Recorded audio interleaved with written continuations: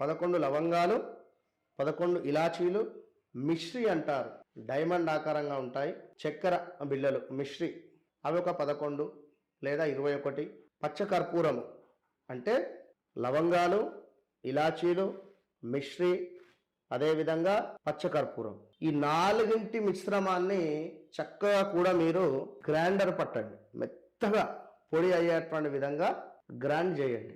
ఆ గ్రైండ్ చేసినటువంటి పొడిని ఒక డబ్బాలోకి తీసుకోండి చక్కగా కూడా. ఇది ఏ రోజు నాడు చేయాలి, ఎప్పుడు చేయాలి అనేటువంటిది నేను చెప్తాను. ఈ మిశ్రమాన్ని ఒక బాక్స్లో తీసుకొని పూజా మందిరంలో పెట్టుకోండి.